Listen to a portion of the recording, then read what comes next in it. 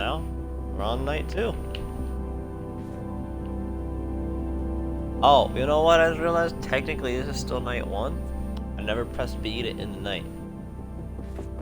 Oh, I'm a little stupid. I'm sorry. I didn't know. Weird. I don't know any of these guys. Oh, I know Claudia though. I spoke with Claudia earlier. Let's see. Medical examiner in Paris. Escaped from Argentina when she was young. Lost her parents to the Argentina gun process.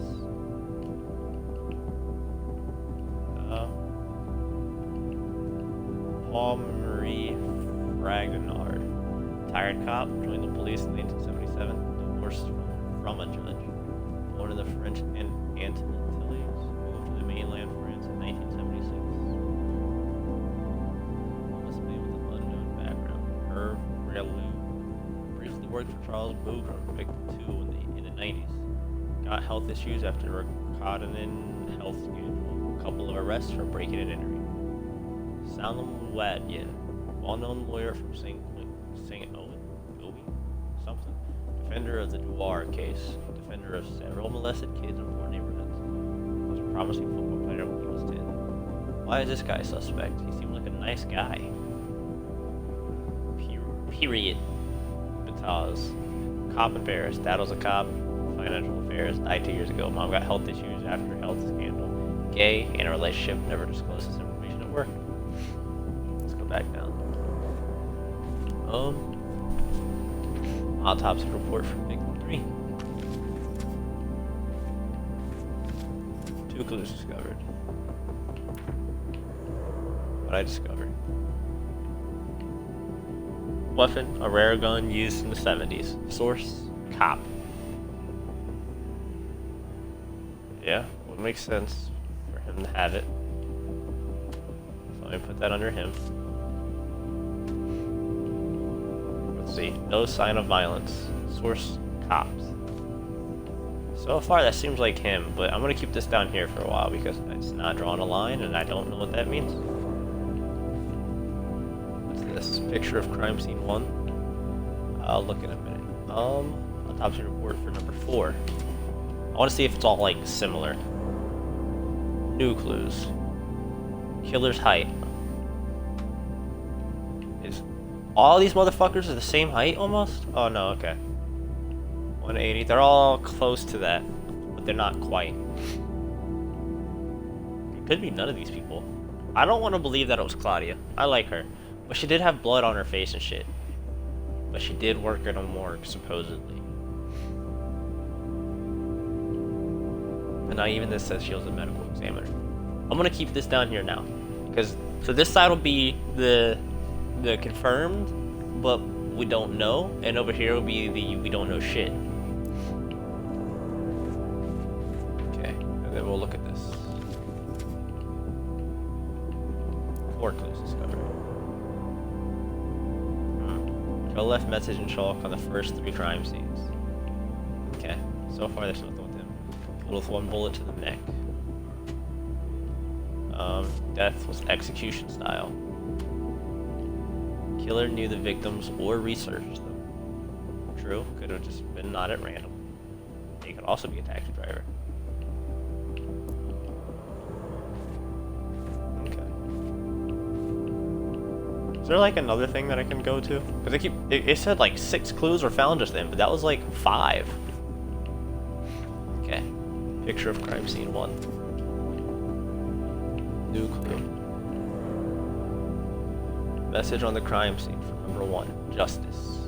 That does fit him. That does fit him really well. Because he's all about justice.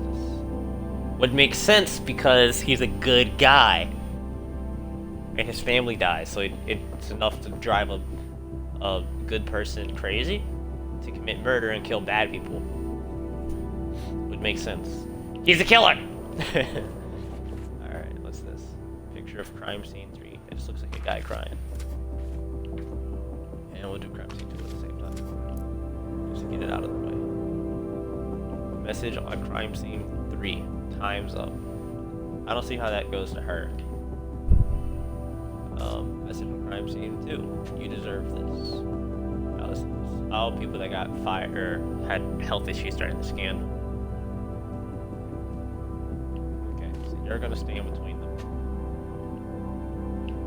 And you're creating a lot of confusion in this, honestly. Can I just like throw this up here somewhere so all the lines are small?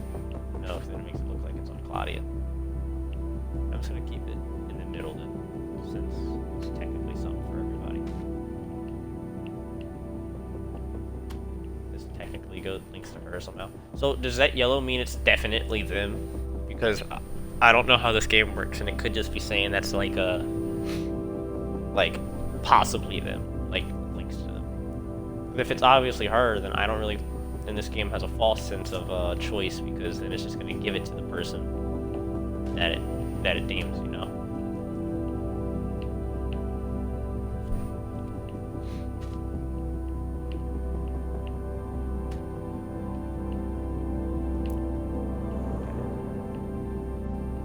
That's the end for the night. Okay, now it's on night 2. This is why I should have properly ended the episode. With a heavy hand, you wipe your tired face. You open the sofa bed and lie down. The events of the day run through your head. The streets, the passengers, their faces, their problems. Your brain is running at full speed. Your body aches and you are in pain. You can tell you need to get more sleep. You glance at your investigation board. It looks awfully empty. Are you sure this is the best? It's too soon to say. You shake your head and your mind wanders for a second. Your eyes close as you can feel yourself drifting on. Until you hear a voice break out in the distance. The cat is dead. And then, silence. Close your eyes without any idea where the voice is coming from. A second later, you're asleep.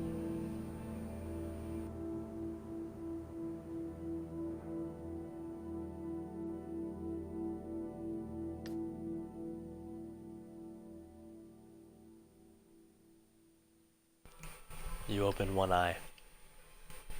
For a second there, you hope the evidence on the board was just a dream too. But you can make it out in the shadows. You get up quickly, and a few minutes later you're outside of your studio. Night 2. Let's get some motherfucking gas. I'm good on gas right now, actually. Let's see, what's this? I don't know what that is. He's somewhat important, so I need to get to him. And then... Alright, so I'm gonna go... Kinda wish I knew where they were going to go. Can I go... Will rejecting them hurt me? Okay, well, I want to see what direction they're going. I need a cab, quick. Over to the gas station's where he's gonna go. I don't like that it does this whole animation. Oh! It just switched? Oh, he left too? Fuck me, man. I'm going up here, and then I'm gonna go to that guy.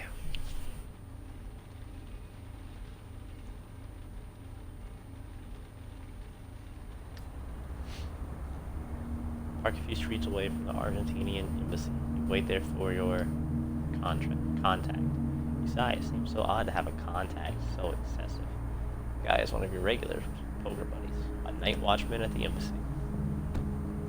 Get out of your taxi and walk towards the big metal gate. Clean lines. Early 20th century. Maybe lots of wrought iron. The gate opens and someone moves towards you. To indicate you should follow them. The person's face is hidden by an oversized hoodie. Your heart starts beating faster. What if it was... What follow? Walk to a narrow, covered passageway. Probably the entrance to a parking garage. The man turns around and lights up a cigarette. Lighter lights up his face for a second. A young man with curly hair, pale skin. He looks young. Very young. Gotta be 250 euros.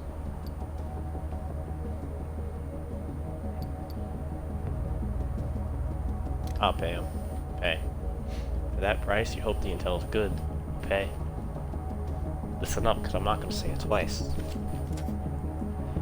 Forward dish is definitely a colonel from the junta. One of the few who wasn't arrested and put on trial. He's responsible for torturing dozens of political opponents. He tortured and killed them. You know, we don't like him much here, but the rich Argentinians in Paris love him. We really respect them. Respect it. The difference is important to him. Yeah, if it makes you happy. He looks back at you. There's one last thing. I read in the newspaper the killer wrote a message in the chalk. Time's up. It was a slogan at the end of the junta. A sort of watchword from the opponents. It was time for them to go. You get it? You nod. A second later, you're back in your taxi with a hole in your wallet, but with new information on one of the victims. You follow this lead, maybe your investigation will move forward. Start the car and get back to your shift. All that stuff was Argentinian, which means they're leaking that to my baby. I feel like that was a setup picking her up first, because now I'm like emotionally attached to that character, so I kind of don't want to be a bitch to her. But like at the same time, she could be crazy and killing bitches. After all, she'd be used to chopping up bodies. Then again, so far from what I've seen, they mostly got bullet holes. You're going across the world. Are you a monkey? With rabbit ears? That's a lot. That's a lot of gas. And your distance is really far. I want close things. Let me get this old guy. Make sure there's no one important. Alright, good. This old guy. Take a look at your taxi. You'd better remember to clean it at the end of your shift. Yeah, sure. That one's at least not on the edge of the map. Passenger getting in your taxi is the famous... Yeah, the same guy. I knew it. You've driven home before. He doesn't seem to recognize you. Actually, barely looks at you. You start driving. He appears to be out of breath. His voice and hands are shaking. Unbelievable. He separates each syllable as if it's going to protect him from the violence around them. Unbelievable. Is everything okay? Can you even begin to fathom what a public danger this represents? I'm gonna say nothing. I'm surprised you of all people aren't speaking up. He raises his voice and becomes screeching. They're going to take your job away. With their electric cars driven by robots. This is what I'm talking about. Electric cars. A mere 5 minutes ago I wanted to cross the street. Suddenly, slicing through the darkness and deafening silence came an electric car. Its asphalt-coated tires drove right over the tip of my loafer. It's shot. I can tell. The leather's compressed and streaked with mud and soup. It's a travesty. A travesty! He begins writing furiously. Catch a few words from time to time. What for? The environment? Create more road deaths? Save polar bears? He leaves you hanging for a second before grinning. Another badly thought out stunt from the Snowflake hipster lobby? Quinoa, I think is what it's called. I don't know. Electric planes that will crash into Charles Day something airport without a sound. You hear a throaty laugh. The Earth, safe, intact, clean, but at what cost? No way, Jose. Our planet produces oil, so we must use it. It'd be unnatural not to. Unnatural indeed. He chuckles crudely. Rise up in defense of the sweet purr of the convertible, just as they would the hoot of the owl in danger of extinction in the lush forests of the Champagne region. Ah, murder, assassin, the furious silence made to oppress us. He puts down his notebook, a wolfish grin spreads across his face. Yes, magnificent editorial, just magnificent. What about you? Would you want to have a silent car? I want to say no to get on his good side, but personally, I would love a silent car. That'd be fucking nice. No. See now. See? I'm not the least bit surprised. And if taxi drivers don't like him, then something is definitely wrong with this world. Seriously though. I'm being straight with you. No bells and whistles. It's God's honest truth. A city without noise is not city. Mark my words. You drive in silence for a few minutes. In the back seat, the pulmicist is fuming, and you catch occasional snippets of nonsense. Taxi's almost reached your passenger's place. It's just here. Pull up in front of his address, an old building, freshly renovated. On the top floor, the bay windows shine faintly, and the darkness of the Eiffel Tower spotlight washes over them. The passenger sighs. Oh, the devils. The fools. In the middle of the night, and they're still having the time of their lives. He opens the window of his side and screams at a packed cafe. Heated patios filled with young people well-dressed and quite drunk. When will you cease this madness? He turns to you to whisper, as if in secret. Every night they make one hell hell of a racket. Impossible to get a wink of sleep.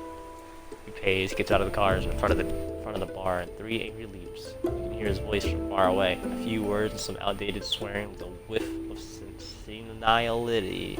Senility? I know it's an itty of senile. You stop listening and drive off. $4 tip this time. I'll take it. It's better than what you did last time. Let's see. Anyone important tonight? I'm pretty sure I missed my important contact already.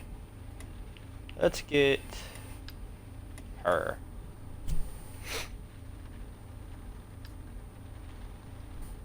As you drive by a kebab restaurant, you're overcome with a wafting smell of meat and fat.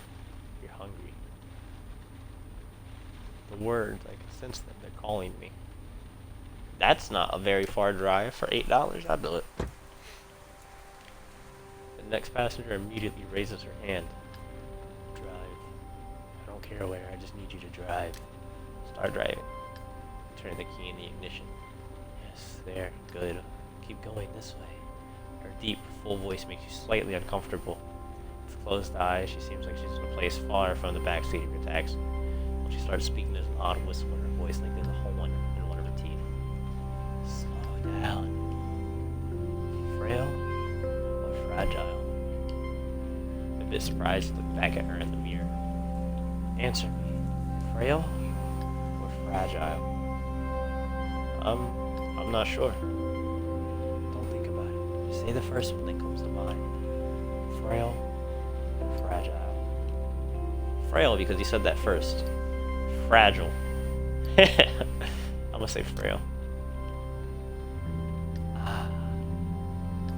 Funny. I sometimes hear a buggle in my head. It also speaks of frailty. The whistle in her voice is even more pronounced. Both words actually have the same root. That's what I was thinking too. A smile spreads across her face. 2 words, 2 units. And life went on, and the words mixed once again.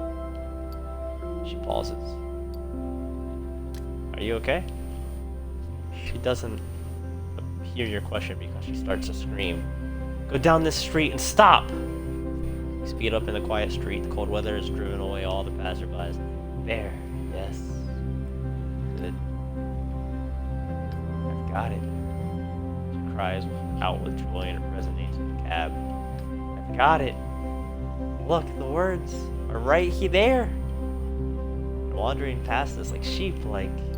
She explodes with laughter. I want to say nothing. Now, I must write. She closes her eyes. Her fingers stroke imaginary upholstery.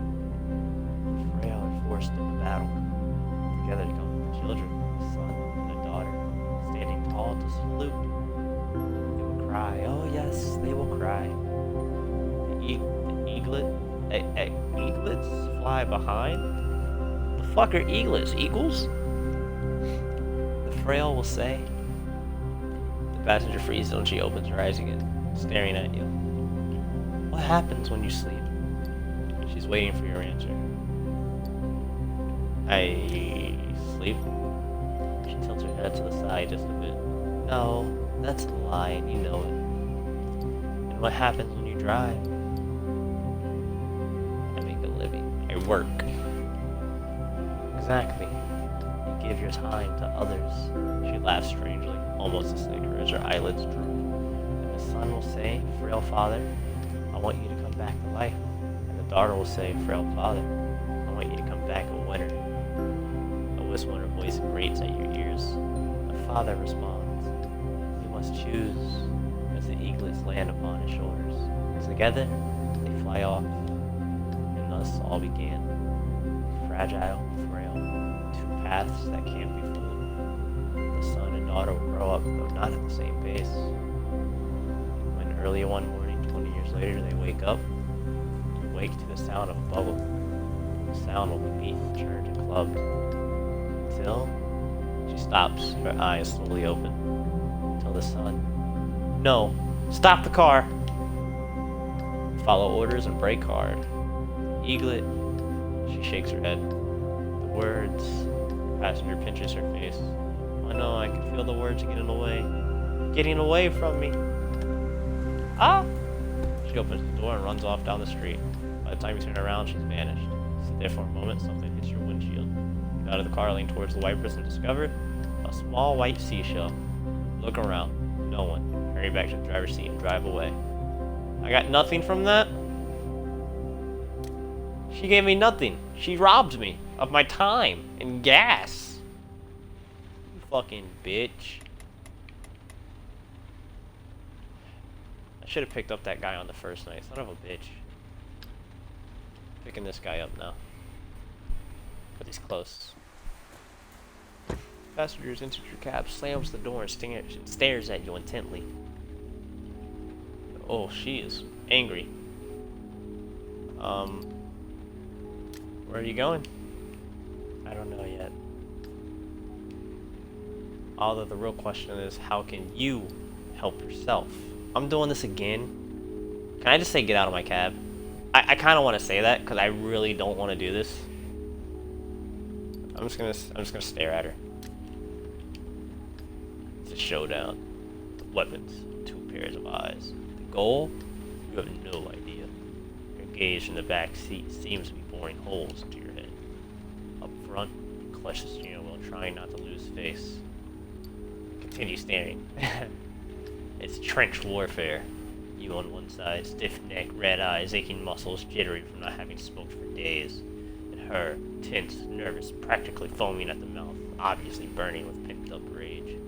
If I were to say to you, her voice is slightly raspy with an oddly metallic sound. If I were to say to you... Nah, that doesn't fit her. I don't know how to do her voice then. October 27th. That's the date, the night of the attack, the night you... Could this woman be the judge? 10:46 p.m. No, the attack took place later. Does that ring a bell? You nod your head. I'll answer. Yes, it does, miss. Don't you miss me? Yeah, I don't know why they call her Lou Divine. This is Karen, alright? I'm using the Karen voice. Not another word! She waggles an accusing finger at you. Last October 27th, you were in this very cab driving a fare, and you committed a crime. That's right, sir. A crime! Let her go on. I spent the whole day working like an idiot for that rotten newspaper. Do you have any idea what I do for a living? Town crier. I would say nothing. I'm a sub-editor, Mr. Taxi driver. I correct mistakes that a bunch of moron journalists make. There isn't a single one, not one, who knows how to write a proper sentence. I've had it, really had it, and on the night of October 27th, you cut me off. I almost died that night. She grinds her teeth. You shudder. I crashed my car. My boyfriend's car, that is. The same guy who made yet another comment about woman drivers. The neighbors called the police that night. I made such a scene. To think the guy there calls himself a feminist. She pauses for dramatic effect as a disturbing smile spreads across her face. Her voice is suddenly noticeably quieter, almost fragile. The next day. No more boyfriend. No more car. I messed up a job interview with a major news outlet. A paper where people know how to write, where they follow basic rules of French grammar. Imagine, for just a minute, I could have stopped correcting copy for a bunch of morons. She takes a deep breath. But all because of you, because of your cab. Everything changed the night of October 27th. A sad, faraway look comes over her. My life has never been the same since. But her voice is bursting with fury and hatred. Forced to go live with my mother while I went apartment hunting in this rotten city where tiny studios cost an arm and a leg. So I started looking for you.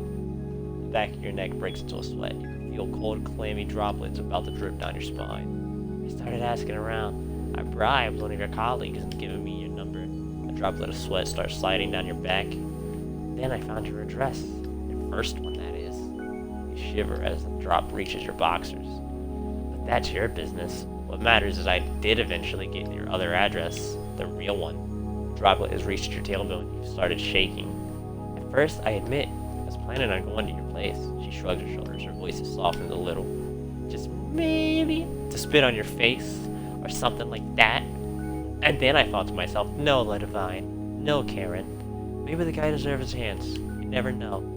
So you're going to apologize. Go on, give it your all. Take your time, take a deep breath. She breathes in deeply, then exhales. Like that.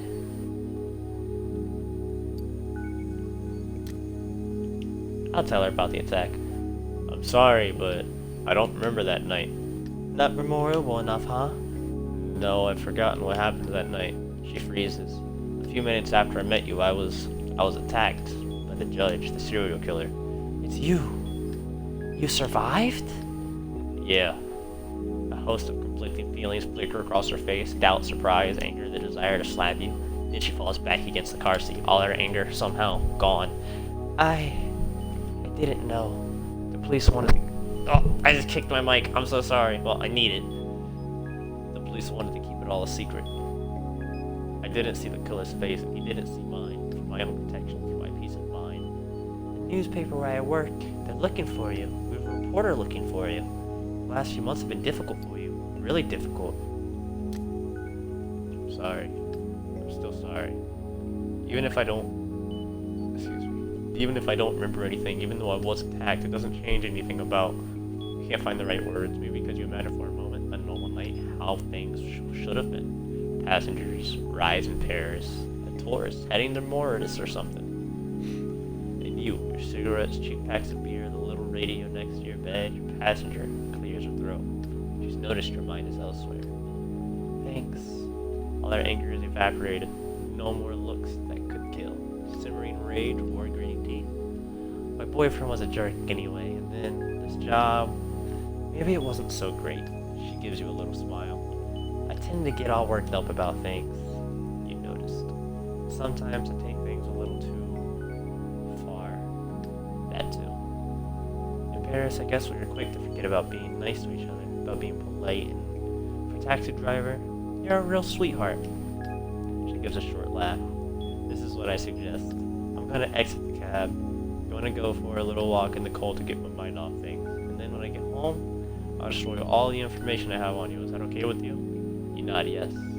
Thank you. This word echoes for a minute in the taxi. The passenger reaches the door. The door opens and closes.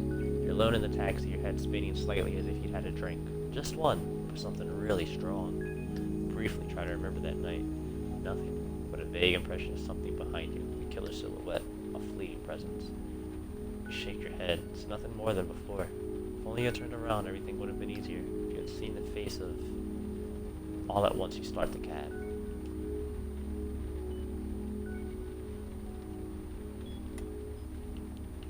Is there an important person tonight? Is my important person to the night really that one guy? That's so whack, man. Is this a Santa? I feel like this is Santa.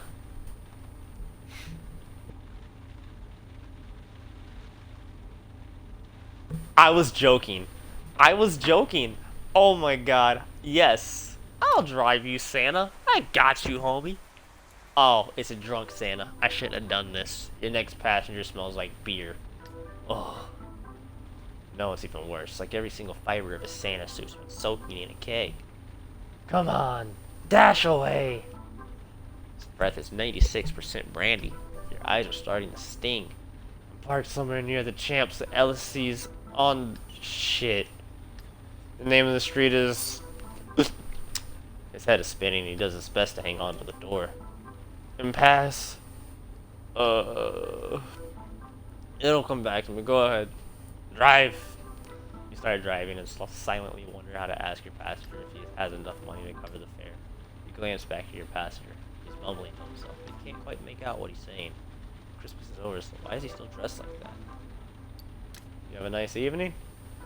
Oh, fabulous! A smile spreads across his face. And I really needed it. He lowers his voice. He's confiding in you. After working my ass off all year long, I like to hit my favorite pubs. I get momentarily wasted. Monumentally, sorry. He golfs. Here, in Paris, there's a bunch of bistros perfect for just an occasion. No one talks to you, and they have white wine, so dry it eats away at the inside of your mouth. So many different types of brandy. Bear brandy, cognac, Closes his eyes in the light. sometimes, or just one itty-weeny beer. To cleanse the palate. He's almost whispering. Okay, it's usually not one of them fancy microbrews there. He jumps. Whoops! But don't tell anyone, okay? Just imagine if people found out Santa Claus thought the beer here tasted like piss! He laughs a sparkling laugh when he stops. It's just to throw out non-committedly. Anyway, you can't say anything anymore. Honestly, with all the trouble I go to, people should just leave me the fuck alone. All those fair weather activists, they still want their little snot-nosed miracles to get the latest stupid toy. Oh hey, speaking of snot-nosed kids, what is it with this manure pile of a new generation? 50 years back, you'd give a kid a book and he'd go on about it his whole life, all starry-eyed. Today's little whiners, what an eyesore. Fucking hell! They want to have it all, but they don't like anything. They all have GSMs when they're 8. Those things cost a whole month's wages. How can you possibly make them happy after that? How? He's staring at you, waiting for an answer. No idea. He raises his hand. At least you're honest enough to say you don't know, and I appreciate your honesty. He closes his eyes like he's taking a moment's rest. You want me to tell you what they really want? The kids these days want machine guns and dolls whose hair you can fix. He seems to have calmed down for a second, but it was just an illusion. Speaking of which, both girls and boys like dolls whose hairs you can fix. He twitches his mustache in silence. Back when I still made toys for kids, I could tell you, they couldn't care less about them. Couldn't give a damn. I just wanted to have fun, play, laugh, and forget their parents were losers. He leans over to you, ripe with anger. Fuck! That's the real problem, I'm telling you. Parents are losers. Idiots. Putting kids in this world. Those guys haven't got a clue. Am I right, or am I right? I mean, have you seen the state of the ice cap these days? Have you? Huh? There's not much of it left. Pauses. No, I can't say it's all bad. I don't have as many polar bears coming into my yard. Damn nasty beasts. Vicious. Mean. I'm not sad to be rid of them. He heaves a long sigh through his beard. But the 4 things were different. Tears form at the corner of his eyes. Shit, I can't talk about the past without crying like a little girl. He throws you a sideways glance. You need to stare, or no need to stare. You don't even have time to react, and he starts back in his rant. I remember you, you know.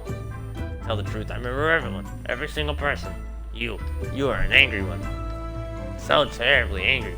And your letters, your handwriting, holy fuck, were they hell to decipher. Don't worry though, the elves handle all that for me. You hear a hint of disgust in his voice when he brought up the elves. Otherwise, I wouldn't have time to do nothing. Yeah, you were just furious. It's like someone punched you in the stomach. Your brother was giving you hell. Someone wrenching your gut. Man, what an... He suddenly thinks of something and stops talking. His gaze wanders outside. Yeah, anyway, let's talk about something else. How do you know all that? You don't get who I am? Stare out him in the rearview mirror. Look, kid, I'm not gonna spell it out for you. Something tells me you'd rather avoid the subject. A little something called jail. Another punch in the stomach. So here's your Christmas present. We're not gonna talk about it. He smiles, opens his eyes wide. Wait, I think we're almost there. Slow it down a bit, kid. He searches outside for... He glues his face to the window. Shouldn't be hard to spot. There's a sleigh and a couple half-dozen reindeer. He heaves a funny sigh. I'm sure it's like in an alleyway somewhere. Oh, right over there! Turn right! You obey and go up a street you were on a few seconds before. A few meters down, your passenger stifles a yell. Oh shit, it was right here! You drive around the block. You turn again, back, your passenger is mumbling. I'm gonna have to get one of those thingamajigs, a GPS, to help me find my sleigh more easily. You eventually pull over in an alley, no light, a few empty office buildings, and some trash cans that have been emptied for days. Kid, Sorry about before. I didn't mean, to bring any sore points. He pays his fare. Watch your back, kid. Gets out and slams the door. Slips on the wet sidewalk, grabs towards the street lamp with a heavy and awkward step. He clumps along the alleyway. Stay? I'll stay. He sits for a moment, watching them. At the end of the alleyway, he starts rummaging through a pile of boxes, pushes a trash cart on wheels aside, and disappears. I want to stay a little bit longer. A few minutes go by and nothing. Turn the key and start driving again. Open the window for a second, hoping to get rid of the alcohol fumes. Something tells you they'll stick around for a while. I'm gonna get gas and call it a night. Unless it's an important person.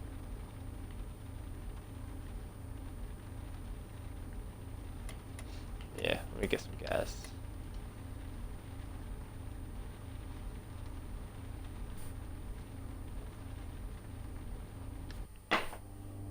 Fuck, that guy's voice was not fun. That hurt. You pull over and stop at a gas station, not a soul in sight. The fluorescent lights irritate your eyes, and the smell of pee is wafting up from the space in between the pumps. It's self-service here. You pay directly at the pump. The mini mart over there must sell newspapers. The person behind the counter must see and hear things. It might be worth asking a couple questions. You don't quite know why, but Paris and gas stations are always frightening. Check out your surroundings before getting out of the taxi. You walk into the mini mart. The guy behind the counter doesn't even look at you when he starts talking in a lazy, lifeless tone. Can I help you? Let me buy a newspaper. Yeah, let's get a newspaper. And I'll do a scratch off. You win 9. Oh, I won. Hell yeah. Smile shines across your face. It sure does. I already got a newspaper, so now I'm going to talk with the clerk. The serial killer business is crazy. Cuts you off pointing an angry finger at the newspaper on display in front of him. Have you seen how much the police suck at catching them? You smile and let him keep talking. Oh, what? What? It didn't even show anything. That's lame. Have a good evening. Cold welcomes you outside and quickly makes you forget the clerk's unpleasant tone.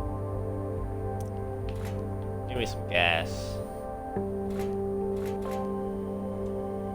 Oh, you gotta hold it down. Okay, I was unaware.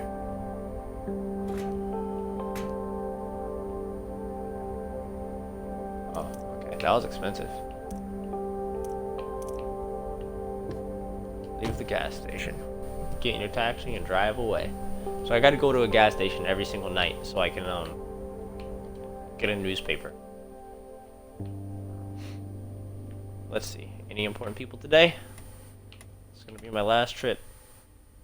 Oh, yes. Can I get to you though? Oh, yeah, of course I can get to you. I got nothing but time. Nothing but time. This night's going by really long. This is gonna be a long episode. You're welcome. Enjoy it while you can. It's getting crazy, people, but I'm okay with that.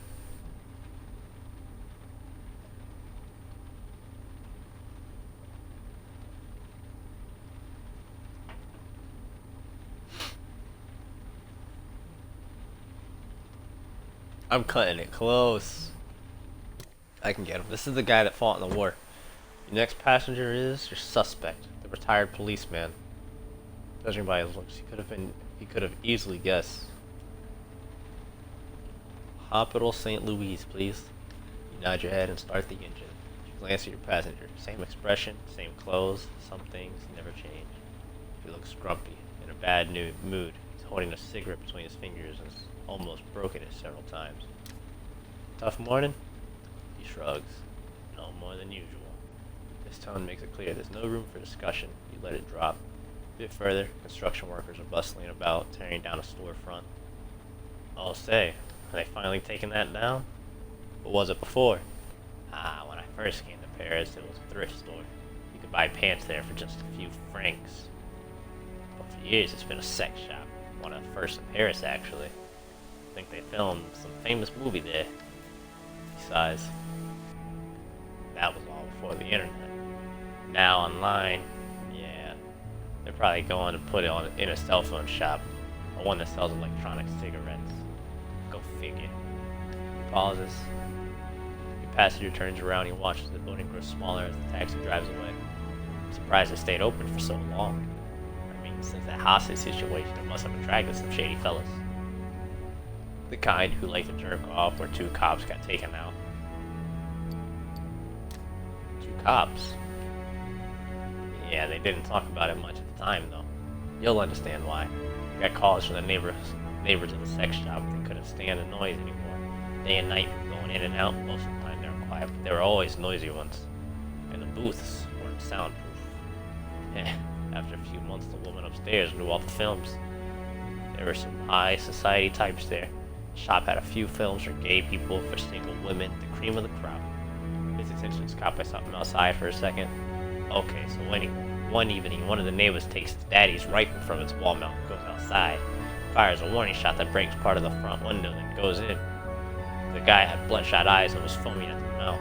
He demanded the owner close the shop immediately, said he wanted to sleep, to cleanse the earth from these perverts. The fellow was basically having a psychotic episode in front of about 15 clients. We got there about 10 p.m., evacuated the streets, got the response team ready.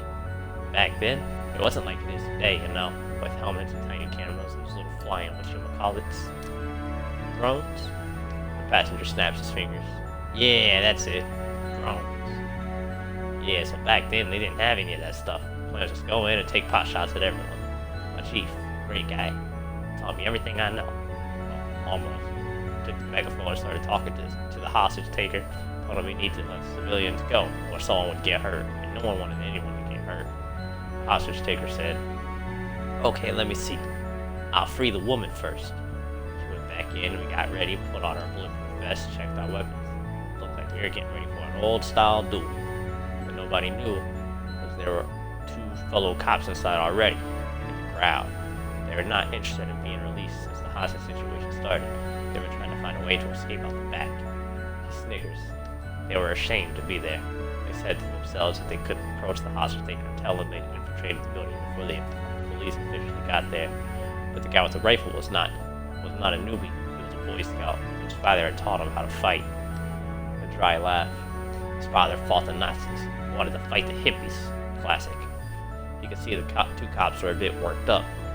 They were speaking in hushed voices, so he pulls one of them aside and decides to let him go. The policeman flounders. He asks the hostage taker to take one of the 4 women in the shop instead of him, but he won't have it. So there we were, outside, when all of a sudden, out came Michael, the deputy chief of police. His shirt was untucked and he had a stupid look on his face. And then, the guy behind me started to laugh. The hostage taker fired. First time in my life I saw a skull from the inside. Brains, blood strewn all over the sidewalk. Tossed my cookies. I mean, hey, I'd only been on the force for 2 years, you understand. He sniffles. I wouldn't have wanted to change places with the guy behind me who was laughing. We never knew who it was. There were a lot of rumors. Even one saying it was me. He is silent for a moment, but it wasn't. I didn't know my stars. Not well, anyway. He shrugs and falls silent again. Let a few seconds go by. What about the other cop? The other cop? The one who was still in the sex shop. He attacked the hostage taker in the shop. Another rifle shot him. Well, my brother spent 6 weeks in intensive care before he broke. As for the hostage taker, I think he might be out of jail by now. A real psycho. High on all sorts of pills, not a pretty sight. They redid the sex shop after. Since then, anyone from the squad who came in always got a little discipline. Pull the car up to the front of the hospital and your passenger pays. It's the least they could do when you think about it. I've never been myself. Actually, I avoided even going down that street so I wouldn't have to think about that day again. It was almost like a bouquet of poppies, big red and black flowers. Pauses. It's odd that I think of poppies considering what they mean. You know, each flower is a symbol, has meaning, and I believe the poppy symbolizes peacefulness. I have to check. My ex-wife left me a book about it. Don't know why I held on to it. His eyes wander. Yep. He sits up. Alright, I'm off. Gets out of the car and walks toward the hospital. His figure blurs into the darkness. For a second, you think he might have stopped. He disappears into the hospital. You drive off. 26-cent tip? Fucking cheapskate. Alright, I think that's the end of my night. I can't really make it to any. Oh, another important person though. I could do a little bit of overtime. Just a tiny bit. And then I'll go home.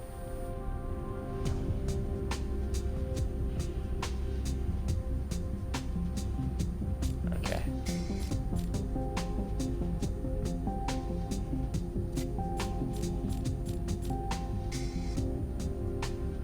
Oh shit. So did I make any actual money?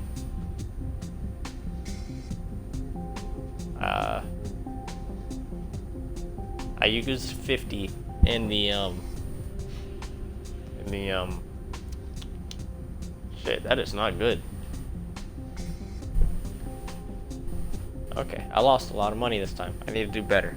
Okay.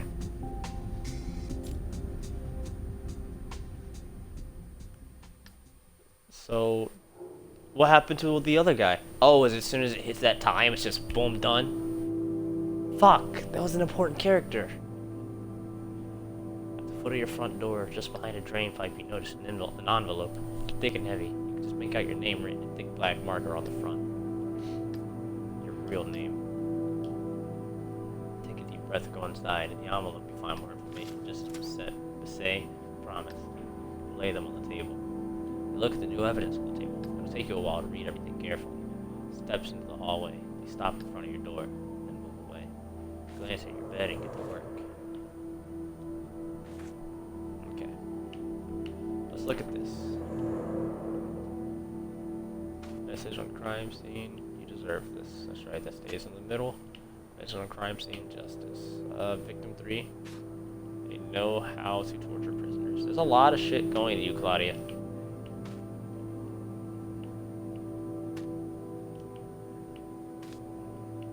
There's a lot of Argentinian shit. Message on the crime scene, linked to the process.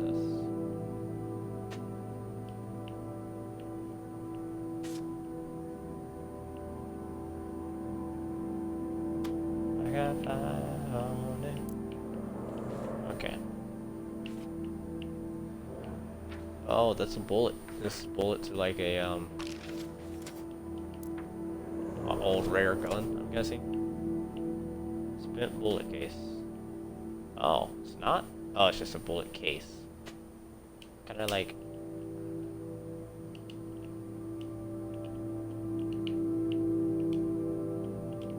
Oh, if I just... Okay, that works. That's way better. Yeah, that's way better. Let me just throw all of the ones that are not important down here.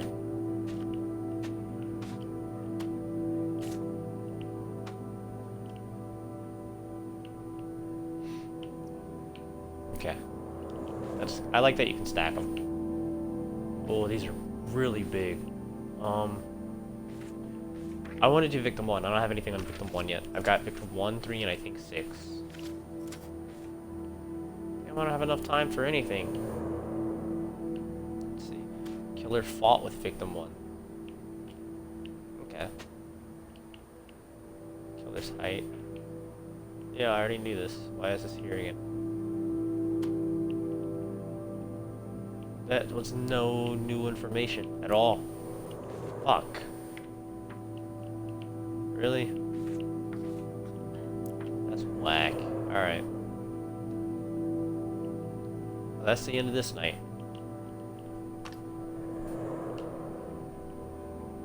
Do I have enough? Oh shit, I'm sorry. With a heavy hand, you wipe your tired face. You open the sofa bed and lie down. The events of the day run through your head. The streets, the passengers, their faces, the problems.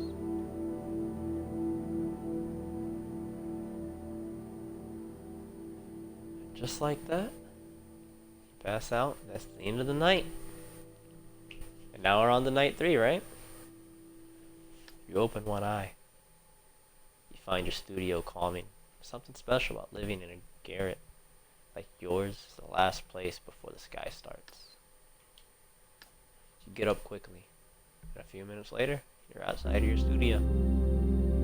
Night 3. Alright, cool. Let's see, do we have any important people tonight? Wow, and you're really close. That's fucking awesome. That is very lucky. Okay. Well, okay. So that was the end of night 2. This is night 3. So, I'm gonna stop the stream for a minute, and then I'll turn it right back on. Actually, no, I won't. I don't have enough time. So I guess this is good night. I hope you enjoyed watching, you know, when you were watching.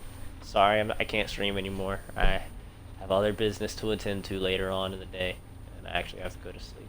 It's getting pretty late.